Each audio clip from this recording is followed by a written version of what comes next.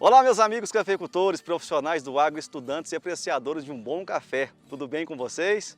No programa de hoje nós vamos abordar um assunto muito importante e muito interessante para a longevidade do Parque Cafeiro aqui na região do Cerrado Mineiro, que são as variedades de café. Nós estamos na cidade de Monte Carmelo, mais precisamente na fazenda Londrina, do Grupo Jordão Coffea, onde a gente tem um campo experimental instalado em parceria com a Jordão Coffea, a EPAMIG e a Federação dos Cafeicultores da região do Cerrado Mineiro. Exatamente, Léo. Nós viemos conhecer aqui o campo de variedades do César, do César Jordão, que na verdade tem um vínculo com diversas instituições de pesquisas. Nós estaremos acompanhados com ele passará para nós o que tenho visto nessas últimas 3 safras. Também teremos a companhia do Chiquinho, o Francisco Espanhol, que vai pontuar para nós as características mais importantes dessas variedades, falando de produtividade, falando de fitossanidade, vigor, peneira, qualidade de bebida. Então nós poderemos no final fazer um apanhado de recomendações técnicas para você, nosso ouvinte. É isso aí. Vem comigo que a moda é boa!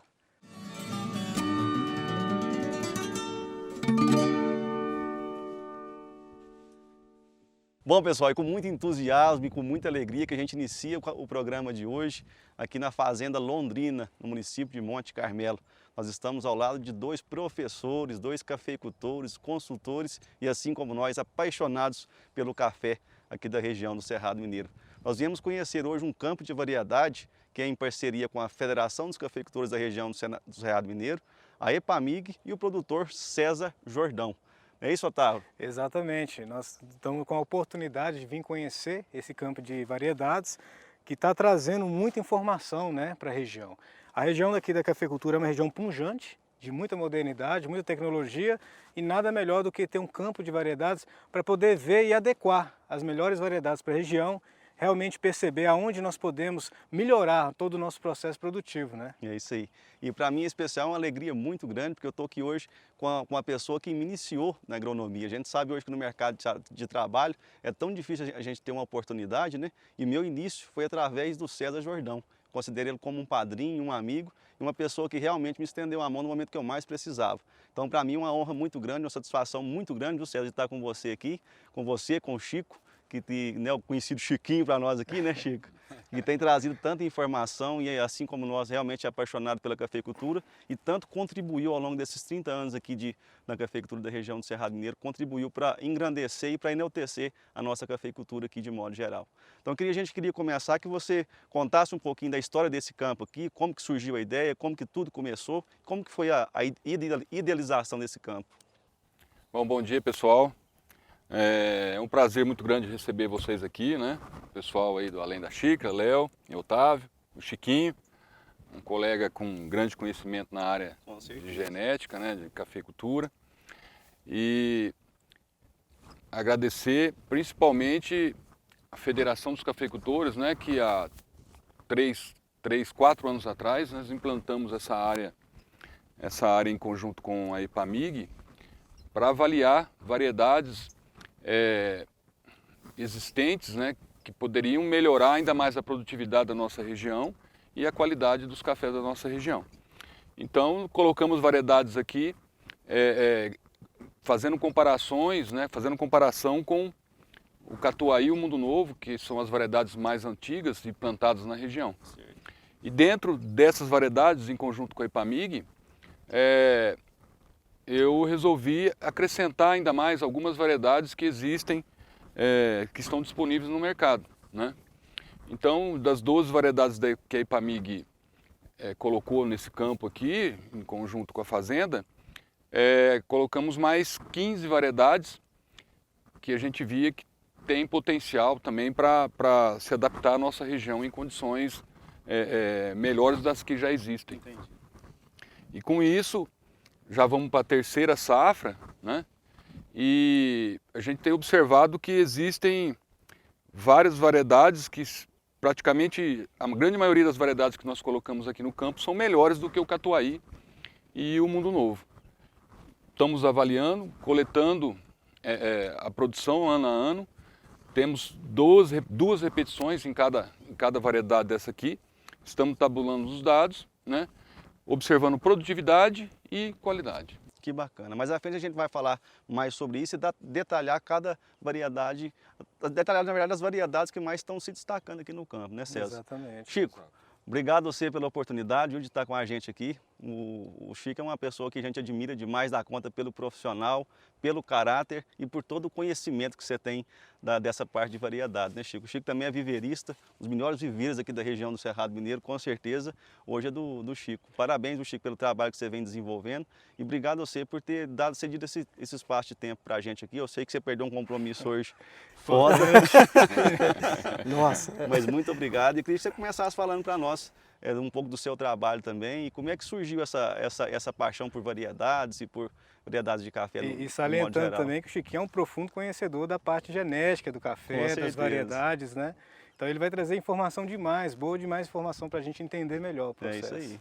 Léo, o Otávio, né, o Jordão, né, a gente agradece demais pelo convite, né? É um prazer a gente poder estar aqui, estar contribuindo, né? Contribuindo Obrigado, com a Chico. cafeicultura, né?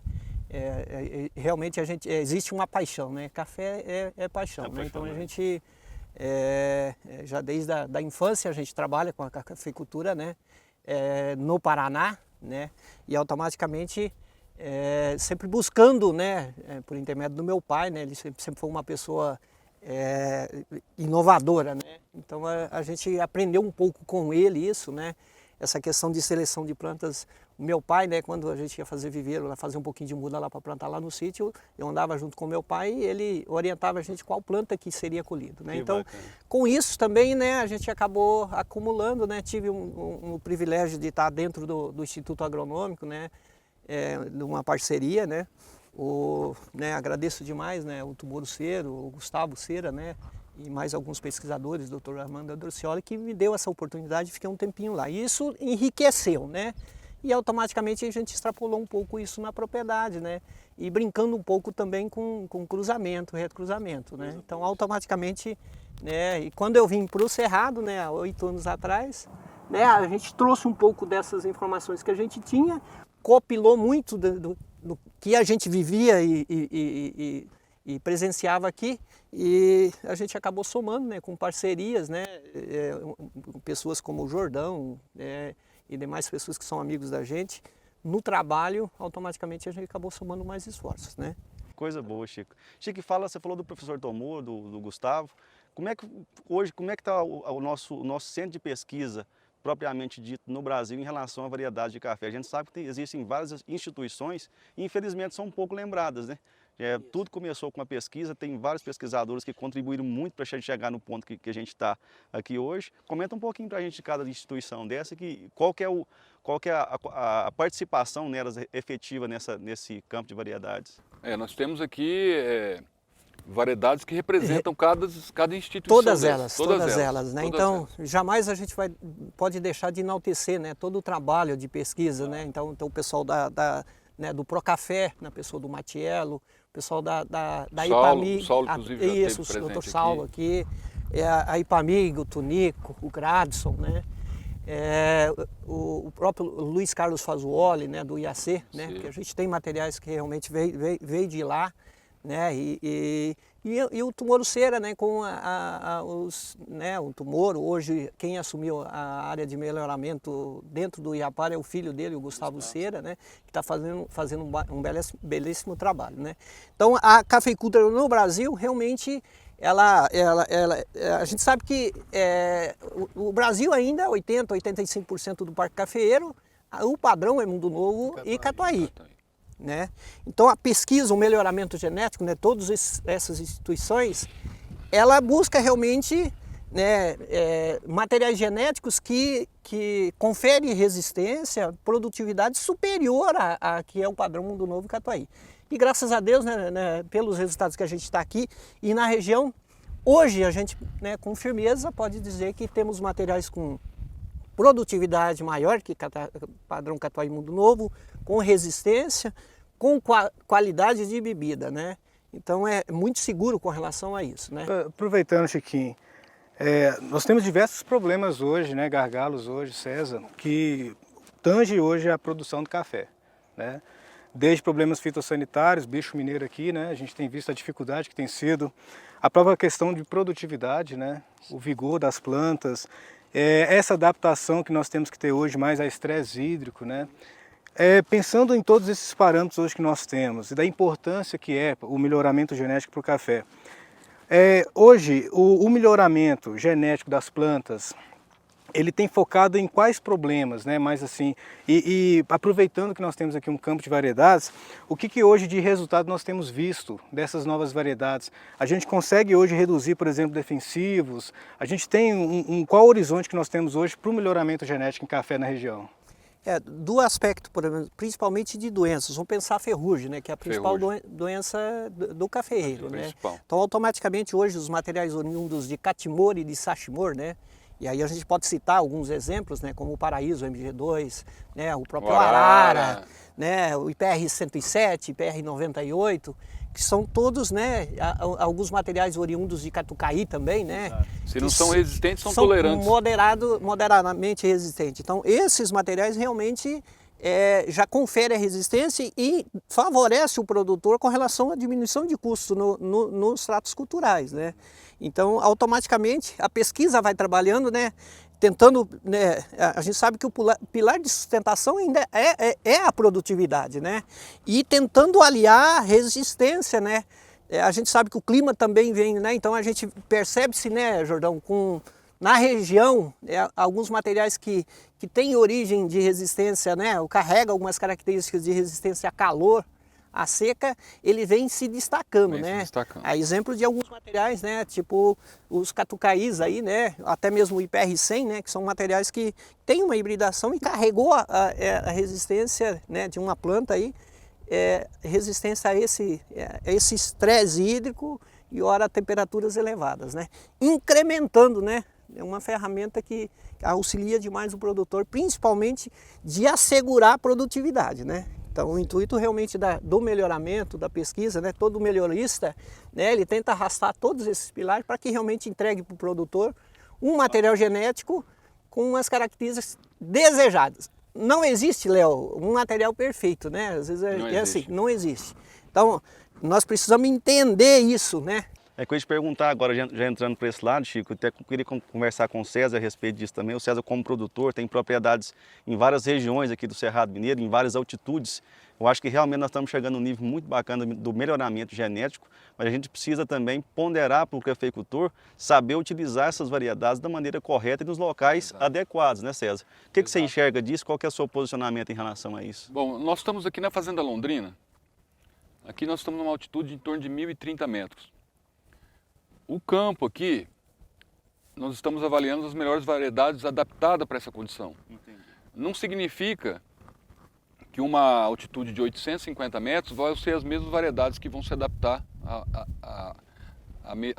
que vão se superar em produtividade e em qualidade.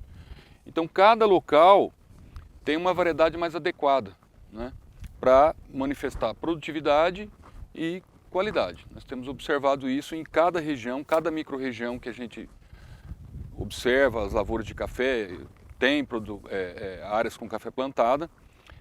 São variedades, tem algumas que se destacam em todas, mas na grande maioria, cada lugar, uma determinada variedade se comporta melhor. E eu acho que é muito importante, a gente tem que observar isso no nosso dia a dia, nós como consultores, né, como cafeicultores de modo geral, a gente sempre tem empregado isso também. Eu acho que a maneira mais fácil de a gente identificar e mais rápida de a gente identificar essas variedades seria cada produtor ter pelo menos um campinho na sua propriedade, né, Chico? Sim. Vai plantar uma área nova, separa ali que seja 10, 15 mudas, 15 variedades diferentes, para que a gente ter um padrão também em cada região dessa, né? Um outro fator também é a área que já foi café e a área que não foi café. Exato. Isso. Aqui na Fazenda Londrina é uma área que é café já há muitos anos. Praticamente essa fazenda foi toda renovada. Todos os talhões de café, toda a lavoura foi renovada. Então esse campo aqui é um campo que mostra uma implantação de cultivares em áreas de café sobre café. É o que acontece no nosso dia a dia hoje, é o que está acontecendo no nosso dia, Exato. Porque as lavouras vão ficando velhas, nós temos que tomar atitudes em renovação. Então, é bem diferente você tomar uma atitude numa área que nunca foi café plantado, quando comparado a uma área que Café em cima que de é café em cima de café. É completamente diferente. E um dos estudos também que a gente vem batalhando, além da questão da ferrugem, é a questão de praga de solo. É lógico. Né? Nematóide, exígua. Então são várias outras condições, desafios numa área onde é café em cima de café. Essa que é a verdade. É o que a gente tem batido sempre nessa tecla também, é a questão do planejamento, né? A gente falou no último vídeo nosso sobre irrigação, com o professor Eusímio, e existe realmente hoje uma falta de planejamento, necessariamente falando, né? Porque tudo que você vai fazer, uma cultura que vai ficar instalada aí 15, 20 anos, né, Chico? Tem que ter um planejamento, realmente um embasamento técnico muito grande para poder recomendar uma variedade hoje. O cafeicultor tem que buscar esse tipo de informação, né? Exatamente. Principalmente em áreas, igual você estava falando, nosso parque cafeiro hoje está cada dia mais passando por renovação, então ele tem que buscar informação para não errar e perder dinheiro lá na frente. E né? salientar uma coisa que o Chiquinho sempre fala, né? Que numa mesma propriedade, você tem que saber as variedades que você vai utilizar até na área, né? Dentro Na da própria distribuição fazenda. da área. Dentro da Tem própria uma- fazenda. Escalonar a colheita, Isso, né? dentro da propriedade, às vezes você tem uma área de baixada com baixo escoamento de frio, você tem uma área muito alta com bastante, né, exposição a ventos frios. Então esse ajuste, né, eu falo que hoje nós temos materiais genéticos que você vai conseguir realmente dentro da propriedade ajustar ele e que a gente possa explorar o máximo do potencial genético dessa cultivar, né?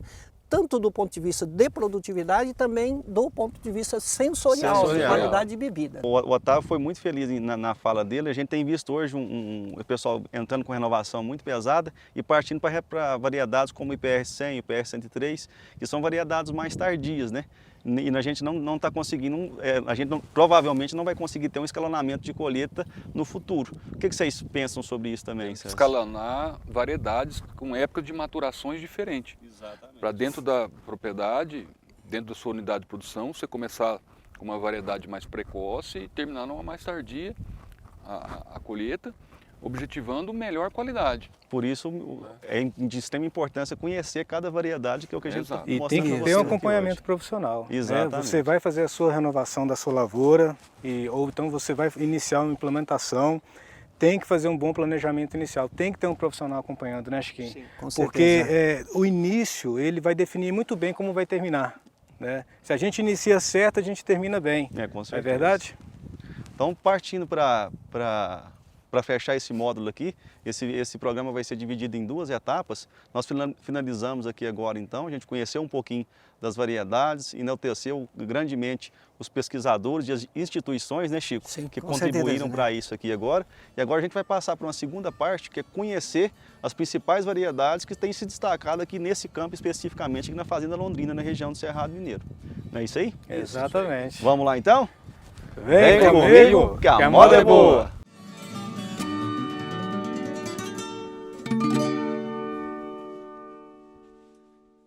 Bom, pessoal, então retomando o nosso programa de hoje, falando sobre variedades de café, nós estamos aqui com 2 professores, né, na cultura do café, que são o César Jordão e o Francisco Espanhol, e a gente vai conhecer cada uma das variedades que mais se destacaram aqui no campo, né, César? Nós vamos começar a falar hoje, inicialmente do IPR-100. Quais são as suas observações em relação ao IPR-100, o que você tem visto lá no campo e as médias que a gente tem atingido ao longo dessas 3 safras? O IPR-100 é uma das variedades que está se destacando aqui no campo. É uma variedade que ela tem um ciclo um pouco mais tardio, mas o que eu tenho observado que vamos colher a 3ª safra agora, né? Nós não temos ainda a produção da 3ª safra determinada, quanto que vai ser, mas nas 2 últimas safras ela sempre produziu muito bem e ela não teve um alto e baixo, ela teve uma produtividade constante nas 2 primeiras safras de 63 sacas por hectare, praticamente 63 sacas por hectare. E eu acredito que nessa safra ela deve dar novamente em torno de umas 60 sacas por hectare. Só para você ter uma ideia, o que isso representa aqui no campo, a nossa variedade Catuai 144 fechou com 45 sacos por hectare as 2 primeiras safras, né? Então, dá para ver que ela tem um potencial enorme, né? E a produtividade excelente. Que bom. Chico, fala um pouquinho para a gente dessa variedade, como é que foi a construção dessa variedade, a concepção dela. Você também participou dessa concepção lá no Paraná, né, Chico? Isso, a gente ajudou na condução de um experimento na região de Umuarama, né? Eu tinha uma propriedade que tinha um problema sério de melodose paranaense, né? E no acompanhamento desse experimento, automaticamente a gente acabou contribuindo, né, com a validação do material, principalmente com o registro para resistência ao melodose paranaense. Sim. Então é um material muito vigoroso, com uma ampla adaptabilidade, né, em temperaturas, né, então ele tem bem o extremo, né, ele vai em temperaturas com altitude mais baixa, temperaturas mais elevadas e vai até 1.200 metros aí. É claro que, como é um material de maturação tardia, automaticamente conforme você vai subindo, mais tardia fica, né? Exato. Então, mas é um material que ele tem uma hibridação no catuai com uma planta chamado BA10, né? Então, automaticamente essa planta ela arrastou a característica de resistência tanto ao melodose paranaense e ao exígua, bem como também resistência a calor e seca. Então, na verdade, é um material que vem se comportando muito, como a gente está com alguns problemas com relação a temperaturas mais elevadas, como é uma área que tem um problema já histórico de melodose exígua, e esse material ele confere resistência ao exígua, né? Bem como também o melodose paranaense, né? Então, automaticamente, ele acaba se sobressaindo em relação ao padrão catuai Mundo Novo, que não tem resistência, né? Ô Chiquinho, aproveitando, só pela planta, pelo vigor dela, ela já consegue produzir de 20% a mais, pelo menos, do que os padrões normais que nós temos, né? Catuai, Mundo Novo. Agora, tem uma questão que a gente percebe muito no campo. Você, às vezes, tem uma área que está infestada de melodógenes, né? Então, às vezes, tem um talhão, por exemplo, que já tem problema de paranaenses. Aí, a solução que o produtor às vezes encontra é trazer, por exemplo, o IPR-100.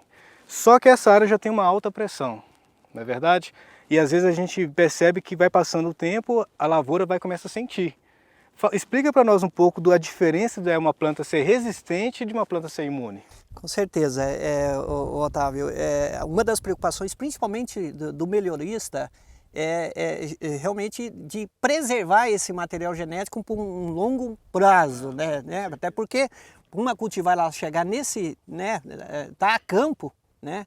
É um trabalho árduo do melhorista e às vezes se não houver um trabalho realmente de redução de população, né, para posteriormente você entrar com um material com resistência, salientando, né, que um material com resistência não significa que um melodose exígua ou um melodose paranaense não vai deixar de predar o sistema radicular do material. Automaticamente, como é uma planta que tem um sistema radicular muito agressivo, automaticamente acaba se sobressaindo na condição. Então é importante, né, o produtor ele saber que quando a gente fala de um material resistente, não está dizendo que ele é imune, que ele não vai pegar. Na verdade, a gente sempre tem empregado isso também, né, Otávio? Que é o chamado descanso da terra, né, Chico? Tem que fazer um período, um preparo de solo muito importante. O ideal seria plantar uma cultura, soja, milho, no mínimo um ano, né? No mínimo um ano, fazer uma rotação de cultura, né?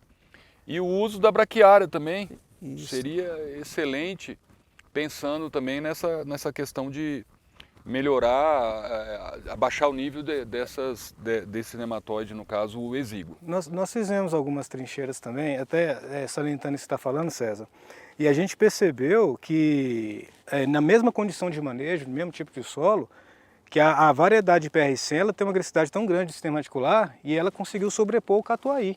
Mas é nesse caso, por isso que ele tem uma certa resistência, tem resistência ao nematóide, porque tem um sistema radicular muito agressivo. É aí que confere a resistência. Então nós temos que trabalhar com uma população de nematóide, se existe nematóide na área, né? Como praticamente essas lavouras todas do cerrado, essas lavouras velhas em renovação, existe a presença de exíguo. Então o que seria o certo? A gente abaixar primeiramente a população desse nematóide, com uma sucessão de cultura, né? Plantar um milho, uma outra cultura, né? Pular pelo menos um ano, o ideal seria 2 anos, para depois implantar novamente a cultura.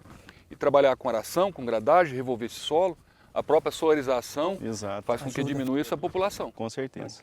Excelente. É isso aí. Nós vamos partir então para outra variedade, nós vamos conhecer agora um pouquinho mais do IPR-103, que é uma variedade também que tem se destacado muito na região e aqui no campo também, né, César? Nós vamos conhecer ele, Vamos lá?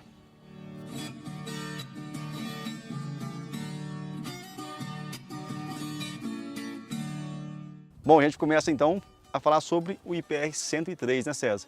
Exato, é uma outra variedade que está se comportando de uma maneira excelente aqui no campo, né?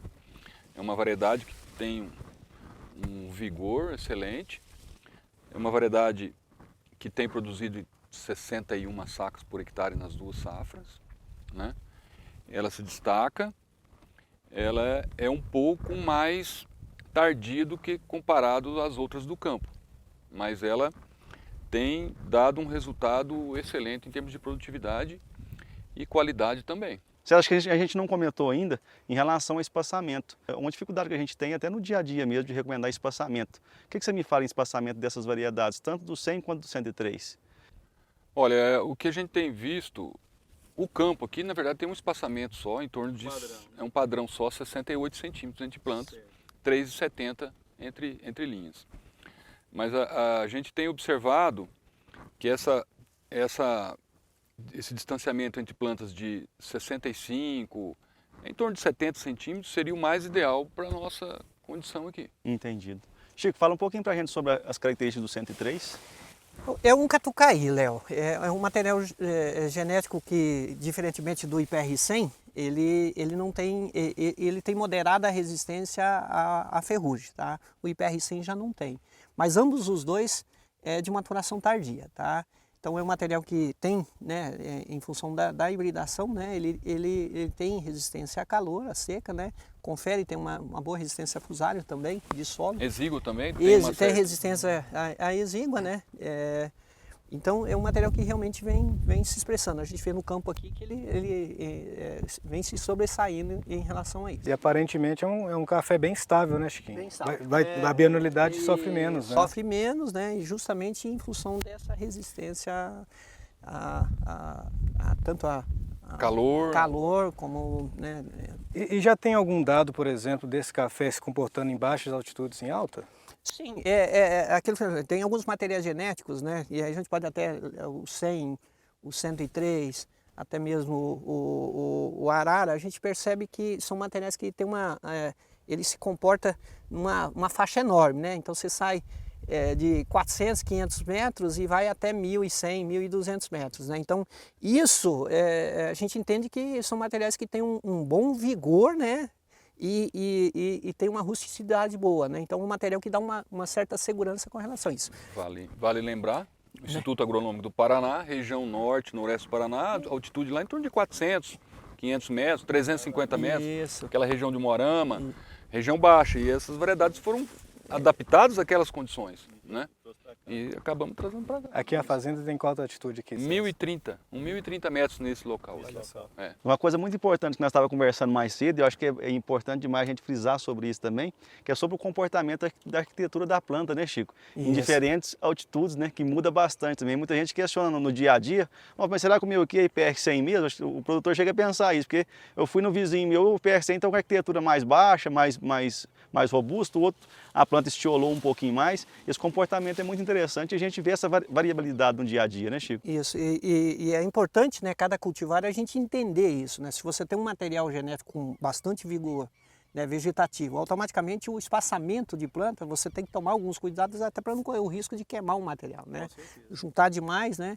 E ele não responder aquilo que é do potencial dele. Ou da mesma forma, às vezes materiais com potencial produtivo enorme que precisaria juntar um pouquinho mais para você equilibrar a produtividade dele, você abre demais, aí a relação folha e fruto de produtividade, principalmente nas primeiras safras, são desequilibrados e automaticamente a planta acaba depauperando, né? Então esse ajuste é importante, o produtor, né, consultar o seu agrônomo, um profissional que vai dar esse suporte, para não correr o risco, né, quando a gente falar da variedade, né, quanto tempo que não demora para um melhorista, né, colocar no mercado um material e às vezes por mau posicionamento, né, queimando a cultivar e acaba virando um chavão, né, e todo mundo vai falar, o material lá não... Mas talvez não houve esse cuidado em relação a esse ajuste de espaçamento o comportamento do material genético, né, mais alto ou mais baixo, a gente precisa ter muito cuidado com relação a isso. Tá certo. Exatamente. César, qual que é a variedade que nós vamos conhecer agora? A próxima variedade, nós vamos conhecer a Paraíso 2. É isso aí. Bacana. Vamos lá então, né, pessoal?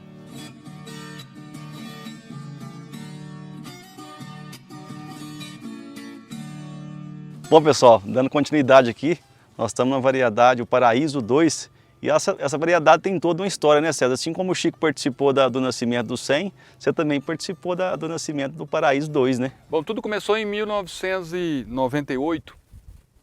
O Tunico, nosso grande amigo, né, pesquisador geneticista, o Tunico, né, da IPAMIG, ele me apresentou a possibilidade de montar um campo com 70 variedades, né? Nossa. 70 variedades. E aí eu aceitei esse desafio, né? E montamos uma área com essas 70 variedades. E já no primeiro ano, na primeira safra, né? Teve uma parcela lá que se destacou em termos de produtividade, que chamou a atenção. Então, a partir daquela primeira safra, nós já começamos a multiplicar aquela parcela, pegar semente e plantar. E essa primeira safra foi praticamente em 2003, né? 2004 já plantei outras áreas, 2005, né? E essa variedade vinha se destacando em termos de produtividade e qualidade. E aí, alguns anos atrás, quando a IPAMIG lançou o Paraíso 2, conversei com o Tunico, falei, Tunico, aquela variedade que está sendo lançada agora, Paraíso 2, o que é aquela que nós tínhamos no campo? Ele falou, não, César, é aquela variedade lá que vocês vêm multiplicando já há algum tempo, é que nós estamos agora acabando de chancelar ela e distribuir ela a campo, né? E é uma variedade que se destacou e vem se destacando, né? É uma variedade que bebe tão bem, ou às vezes até melhor do que um bourbon. E em termos de produtividade também, o pessoal vem obtendo produtividades recordes, né, excelentes. Aqui no campo é uma variedade que está produzindo em torno de 53 sacas por hectare, mas você pode ver que a produtividade dela para a terceira safra é superior às demais. Então, depois que a gente colher esse campo aqui, é que nós vamos avaliar melhor em termos de produtividade comparado dentro das outras do campo, né? Mas é uma variedade que se destaca e muito. A região toda vem aceitando ela de uma maneira incrível. Inclusive na verdade. bebida, né? Inclusive na bebida. Só para você ter uma ideia, a bebida, a pontuação média nos últimos 2 anos aqui, em torno de 85 pontos. É fantástico, né? Né? Você equipara bem a um bourbon, né? Você equipara bem o bourbon. Chico, fala um pouquinho dessa variedade pra gente.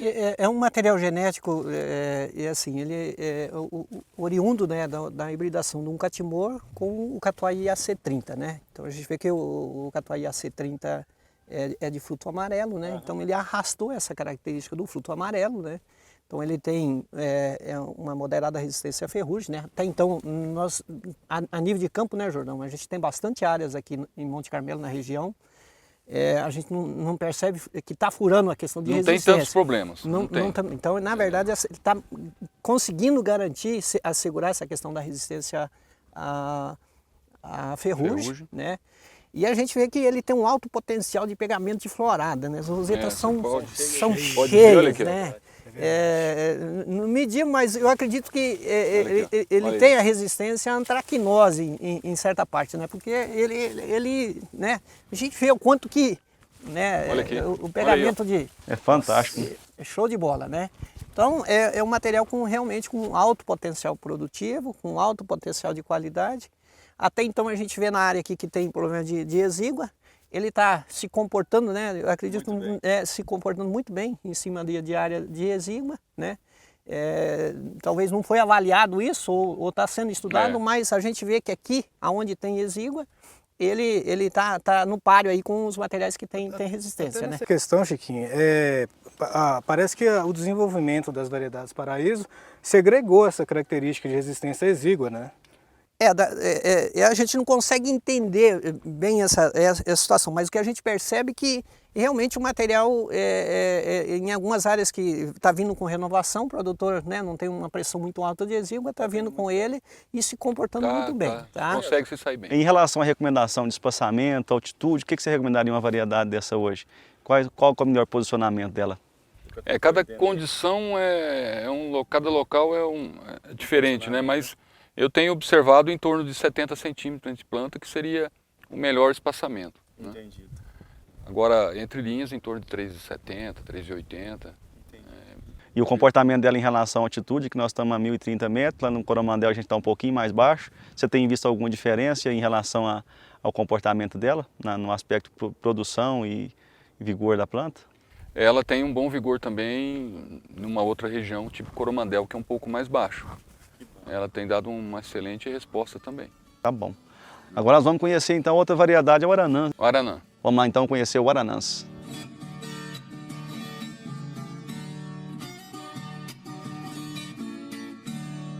Bom pessoal, estamos dando continuidade, nós vamos falar agora sobre o Aranãs, não é isso, Jordão? O Aranãs também é uma variedade que se destaca aqui no nosso campo. Uma variedade que está tendo uma excelente produtividade, em torno de 65 sacos por hectare nas duas últimas safras. Nossa, né? Praticamente é uma das melhores, né? Ela e o IPR100. E o que mostra dentro dessa variedade é o vigor que ela tem. Desde a implantação, você já vê que a muda já sai no próprio viveiro, na própria formação de muda. É uma variedade que se destaca com vigor. No campo eu tenho uma área que eu estou formando esse ano de Aranãs. Você vê que ela é diferente das outras pelo vigor que ela expressa. E além disso tudo, uma coisa que chama muita atenção é o tamanho da peneira. É variedade com fruto graúdo. Isso excelente. E em termos de pontuação também, está com em torno de 84, 85 pontos. Fantástico. São pontuações dentro do campo aqui que se destacam também. Entendido. Chico, pontua pra gente alguma coisa sobre a variedade? É um material genético, aquilo que o Jordão falou, é realmente muito vigoroso, né? Ele é um catimor com um icatu, né? Então, para a gente entender de onde arrastou, né, essa questão do vigor, né? Então, automaticamente é um material que ele vem se sobressaindo, né? Se a gente pensar, é um catimor com um icatu, né?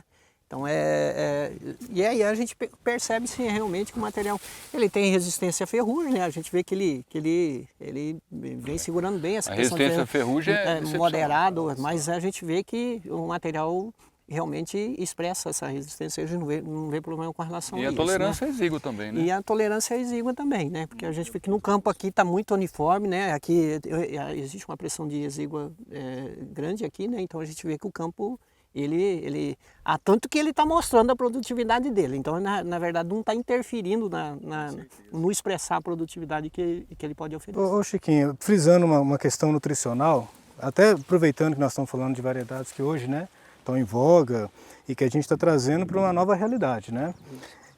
A gente tem percebido um comportamento diferente em relação à parte nutricional, né? São variedades que têm respondido mais a micronutrientes. É uma impressão ou de fato esses materiais mais modernos eles têm uma exigência diferente? O que a gente percebe a nível de campo que realmente são materiais que têm uma exigência principalmente de zinco, de boro.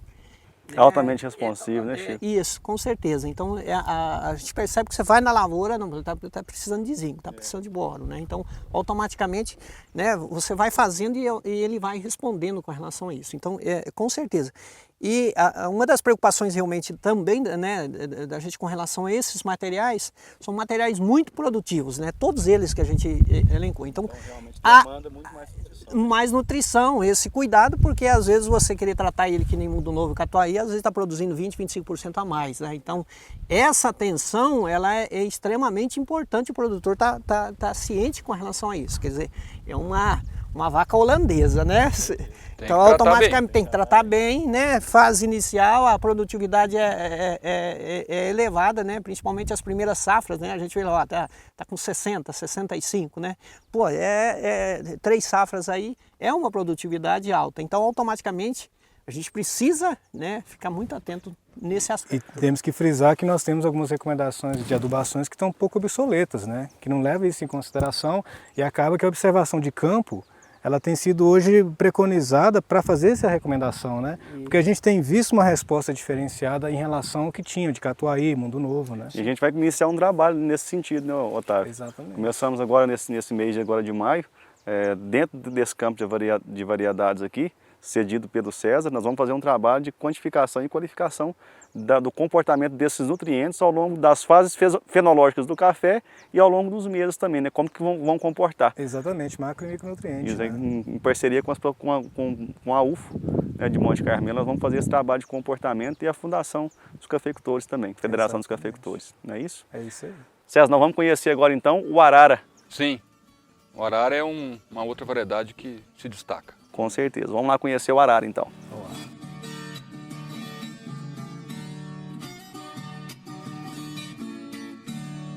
Bom, dando continuidade, nós viemos conhecer a variedade Arara. Fala um pouquinho dela pra gente, César. É uma variedade que se destaca na região, né? Tem muita gente plantando ela, praticamente no Brasil todo, né? Não só na nossa região aqui. É uma variedade que a grande característica que a gente vê, além do vigor, são frutos graúdos também, chama muita atenção, né? A peneira, né? E tem a questão também de ser tardio, né? Então, se você for plantar em áreas mais frias, você pode se complicar nesse sentido. Mas é uma variedade que se destaca, inclusive em bebida também, pontuação excelente, né? Tem uma bebida excepcional. E aqui no campo, ela está com em torno de 55 sacos por hectare, 55 sacos por hectare. Ela se destaca nessa questão de qualidade, peneira, né? E resistência à ferrugem. Uma variedade também a exígua. É exígua, né? E é uma variedade muito exigente, né, Chico? Nós estávamos comentando, tanto em nutrição quanto em água, né? Isso, Ela não tolera tanto a seca igual o que nós vimos ali, o 100, 103, né? Isso. O próprio Paraíso. Em função de ser um material oriundo de Sachimor, né, com o Catuaí, automaticamente o material, né, realmente não tem uma característica de vigor, de resistência a calor, como, né, os catucaís no geral aí, que tem sangue de robusta, né?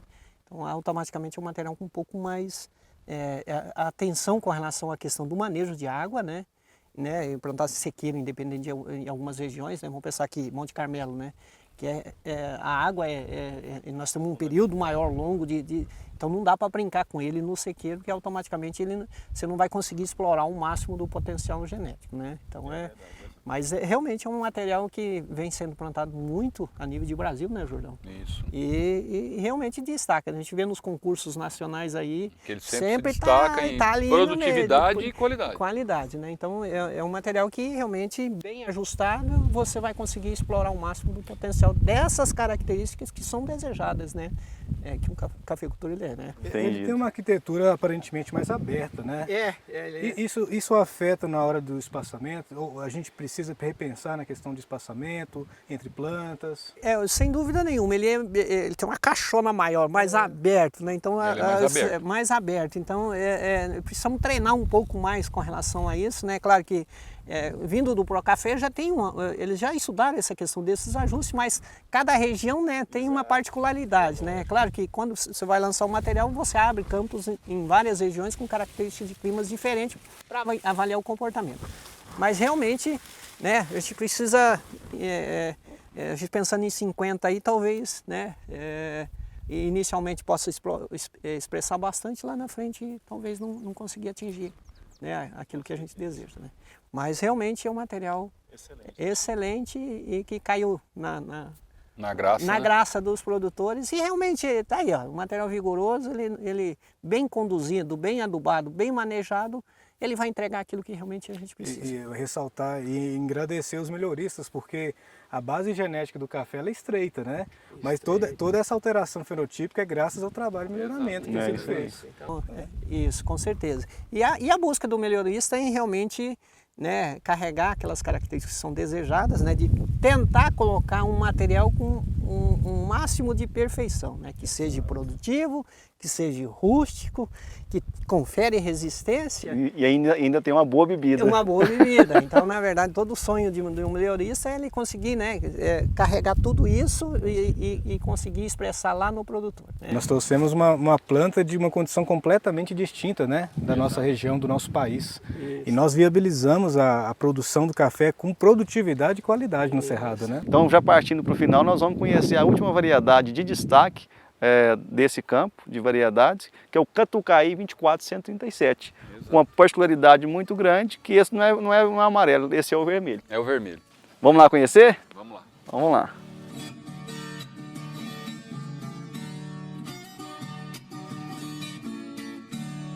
Então, partindo para o final do nosso programa de hoje, nós viemos conhecer o Catucaí 2437. E tem uma particularidade muito importante, que não é o amarelo, é o vermelho, né, César? Como todos conhecem, a grande maioria conhece o Catucaí 2437, é amarelo, né? E está produtivo. Nós implantamos esse campo aqui, eu praticamente pensei que era o amarelo. Vi que, falou, mas tem coisa errada, está começando a aparecer frutos vermelhos. Mas aí eu entrei em contato com o Saulo, inclusive o Dr. Saulo veio até aqui.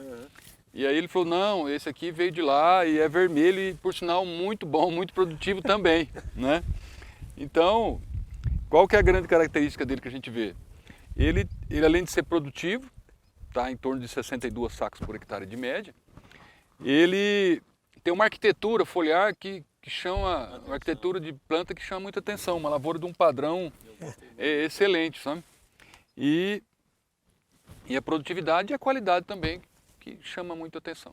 E a gente voltou a plantar muito Catucaí, né, Chico, na região aqui, né? Você que trabalha com viveiro, acho que tá tendo bastante demanda dele novamente, né? Isso, além do 2437, o amarelo e o vermelho, a gente tem o 785, né?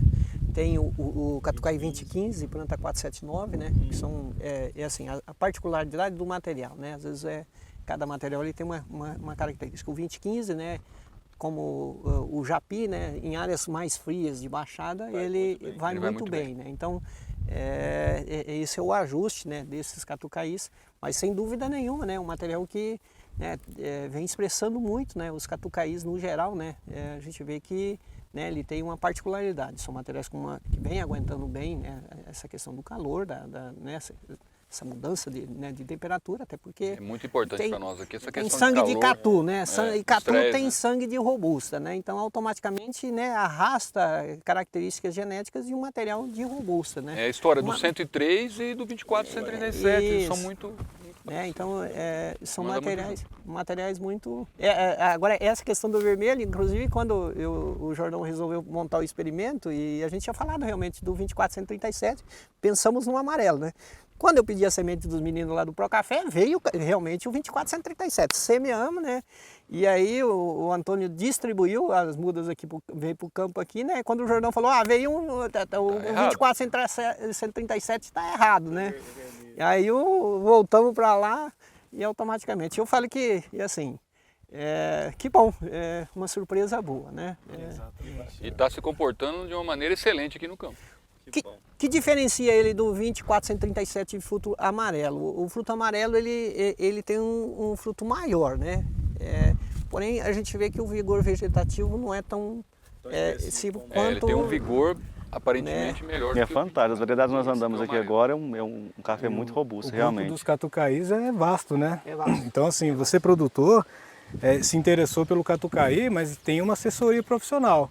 porque você tem diversos catucaís, né, Chiquinho? Cada um vai ter uma resposta diferente. Determinado local. Determinado local. Exatamente. Com certeza. Bom, pessoal, estamos partindo para o final do nosso vídeo. Eu queria mais uma vez agradecer do fundo do coração ao César, ao Chico, que esteve aqui com a gente, né, Otávio? Compartilhando tanto conhecimento, tanta informação, e agradecer do fundo do coração também a todas as instituições, né, de pesquisa que colaboraram para chegar no ponto que chegou hoje. A gente tem tanto material de qualidade, a gente acabou de ver aqui agora, tanto material que foi desenvolvido há anos, né? É um trabalho de melhoramento, é um trabalho de anos e anos, né, Chico? Você que trabalha com isso, né? Então, realmente, parabéns ao nosso setor de pesquisa, a EPAMIG, ao Procafé, ao IAC, a todas essas instituições, ao IAPAR, a todas essas instituições que colaboraram tanto para a gente chegar no nível que a gente tem chegado, né, César? Exato. Nossa região, nós, proprietários de café, na minha pessoa, estamos abertos, né, à pesquisa. Se esses órgãos quiserem montar algum campo, fazer algum estudo, estamos abertos, né, para acolher essas novas ideias, para fazer com que a nossa cafeicultura cada vez seja mais pujante. É isso aí. E não existe outra forma a não ser através da pesquisa mesmo, propriamente dito. Então acho que é muito importante o produtor, de forma geral, ter a cabeça aberta, assim como o César, como o Chico, né?